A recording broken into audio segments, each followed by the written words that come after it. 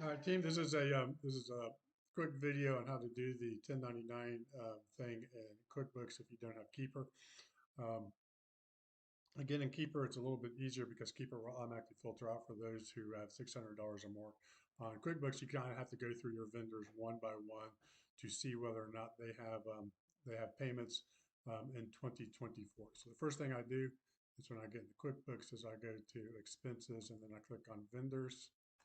Click on the very first vendor up here, and then I change my filter right here to make sure that I'm looking at the date being this year.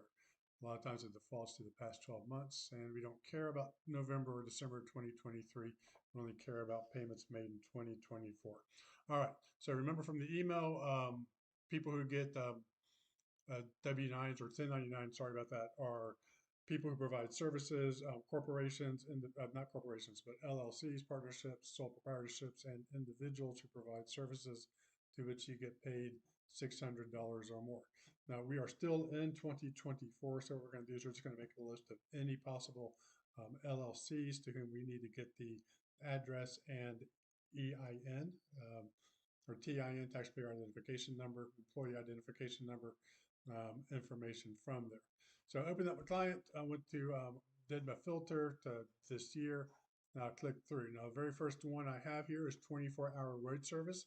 They did $733 of truck repair this year. Note that we don't have a billing address.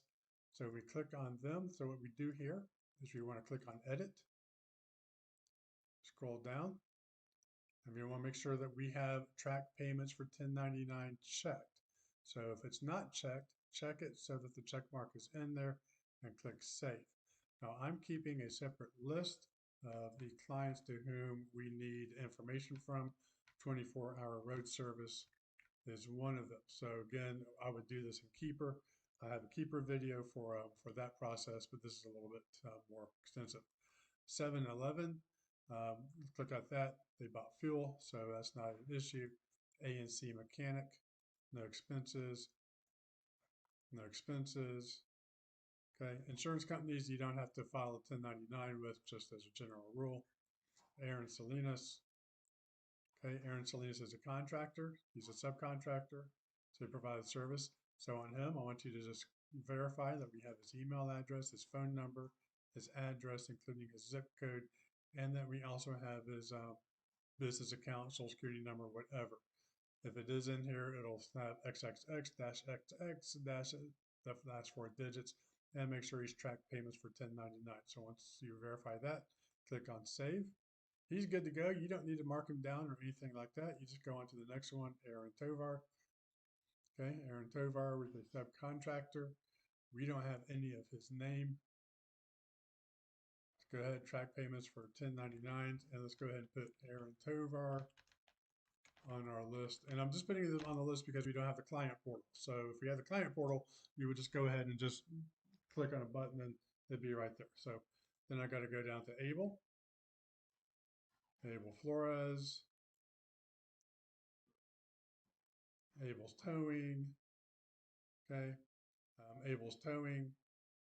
We don't have the information. Let's go ahead and make sure we're tracking it for 1099s. Okay, let's go ahead and mark that. Now, when the client asks Abel's Towing, Abel might say, hey, we're a corporation. We don't need to provide you a 1099. We don't need to provide you a W-9. And that comes back. Then we'll uncheck the box, etc. But right now, we don't know. And better safe than sorry. Go through here. I know that Academy Sports is a large corporation. He also bought uniforms there. We go to Accept Pro, no transmission, no transactions.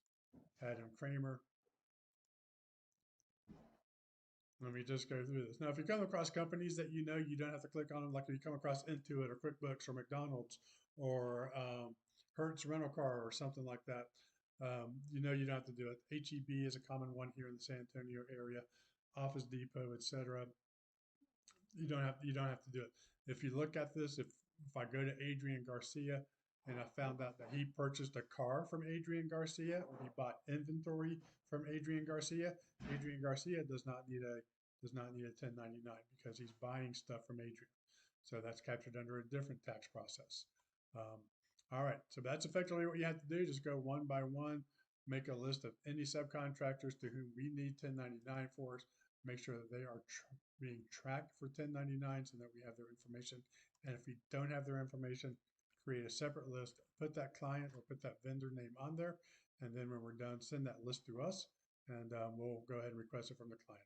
Okay, if you have any questions, send me a text or an email. I'll answer it as best as I can. Thank you.